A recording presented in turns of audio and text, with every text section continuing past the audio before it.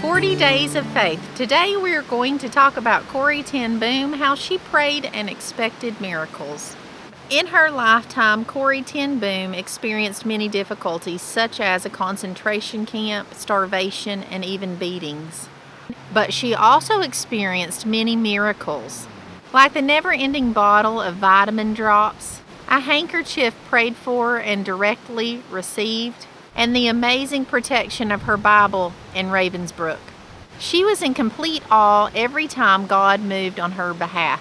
And I believe that through these testings and hardships, that she somehow learned to pray and expect miracles. On a trip to the Far East in her latter years, she stopped at a travel agent's office in Taipei. She listed the locations that she needed to visit in order. They were Hong Kong, Sydney, Auckland, then back to Sydney, Cape Town, South Africa, Tel Aviv, and her last stop, Amsterdam. Then the lady asked, "What is your final destination?" And Corrie said, "Heaven. Do you have your ticket yet?" The lady smiled, and the man in the desk next to her came over. He was also a believer. Corrie was able to speak to both of them about their reservation in heaven. However, when she returned to her hotel, she noticed a mistake in her flight plans. Instead of Sydney to South Africa to Tel Aviv, the woman had wrote Sydney, Tel Aviv to South Africa. So Corrie went directly to the phone and called the travel agency. She spoke with the woman and she said, "My chief told me first South Africa, then Tel Aviv. However, you have changed my route.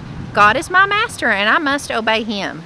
And the woman responded, "Well, then God has made a mistake. There is no flight directly from Sydney to South Africa. There is not an island in the Indian Ocean for the plane to stop and to refuel." "No," Corrie said, "I'll just have to pray for an island in the Indian Ocean." And they both laughed out loud, and then Corrie hung up the phone. She said, "If I have made a mistake in hearing your direction, please show me. But if I have heard correctly, Lord, then open the way." Not long after her prayer, the phone rang. It was the lady from the travel agency, and she said, "Did you really pray for an island in the Indian Ocean?" She said, "I just got a telegram from the airline, and they are now opening the Cocos Island for a refueling station, and they're starting tomorrow. They will have a direct flight from Sydney to South Africa." Corrie thanked the lady, and she was happy to know that God does not make a mistake in his plans.